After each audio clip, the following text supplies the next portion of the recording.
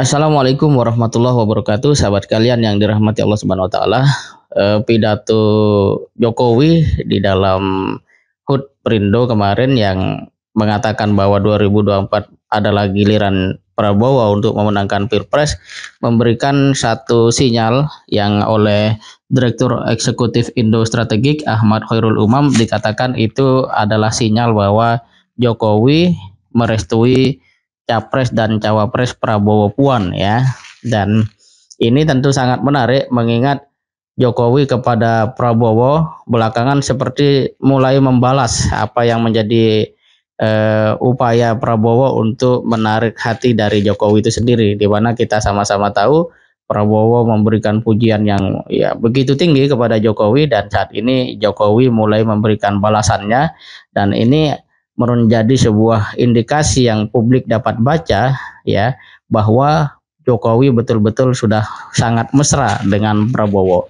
Dan karena Jokowi adalah orang yang bagaimanapun dibesarkan oleh PDIP termasuk menjadi capres, maka adalah satu ya timbal balik yang rasional untuk Jokowi memenangkan atau menjadikan PDIP tetap memiliki porsi strategis di dalam kontestasi 2024, termasuk di dalamnya memenangkan pemilu dan pilpres. Oleh karena itu bacaan ya bahwa Prabowo Puan akan didukung oleh Jokowi ini adalah satu bacaan yang rasional yang secara data bisa kita lihat kecenderungan itu merupakan sebuah keniscayaan ya, lebih bersifat keniscayaan. Sekalipun sebelumnya banyak pengamat menilai bahwa apa yang dilakukan oleh Jokowi kepada Prabowo lebih bersifat gimmick karena hati Prabowo lebih kepada Ganjar. Namun fakta belakangan menunjukkan bahwa Jawa Tengah secara langsung dapat diketahui oleh publik memiliki banyak persoalan yang tentu saja itu menagih komitmen dan pembuktian bahwa seorang Ganjar adalah pemimpin yang mampu memberikan layanan terbaik kepada warganya, khususnya di Semarang.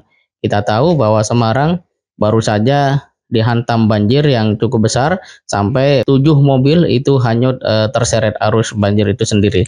Nah, sahabat kalian yang dirahmati Allah, apa yang akan terjadi nanti kalau Jokowi ternyata betul misalnya mendukung Prabowo Puan? Tentu ini akan menjadikan koalisi kebangkitan Indonesia Raya bertambah anggota, yaitu PDIP Perjuangan. Dan kalau itu betul terjadi, maka totalitas Jokowi untuk mendukung Prabowo Puan sepertinya soal waktu saja. Sekalipun kita masih melihat bahwa KIB yang banyak pihak menyebut itu adalah sekoci daripada Jokowi, tentu ini akan memberikan peran yang lebih ringan bagi KIB karena tinggal ya apa sajalah yang disampaikan oleh Jokowi dia tinggal jalankan.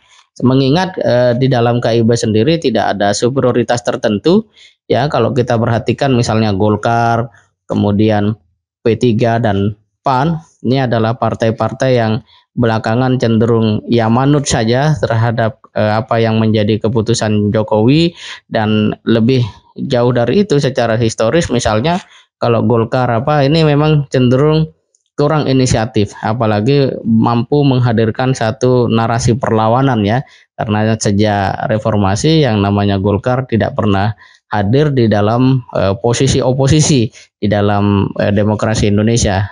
Golkar selalu cenderung merapat pada kekuasaan. Jika misalnya nanti Erlangga mengkalkulasi ternyata misalnya KIB tidak efektif atau hanya menjadi sebuah anak bawang di dalam kontestasi politik, boleh jadi dia akan juga ikut bergabung ke PKB Gerindra.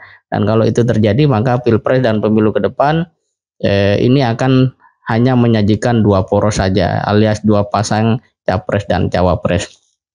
Nah, sahabat kalian yang dirahmati Allah Subhanahu wa taala, kita penting memperhatikan di sini bahwa sebenarnya apa yang akan terjadi di dalam politik ke depan memang lebih mengutamakan kalkulasi tentang kekuatan dan penguatan itu sendiri. Di sisi ini kita bisa lihat bahwa logika yang paling dominan adalah kepentingan partai itu satu sisi, kedua adalah tentang kesiapan masing-masing partai untuk berkoalisi dengan kepentingan yang seragam gitu ya.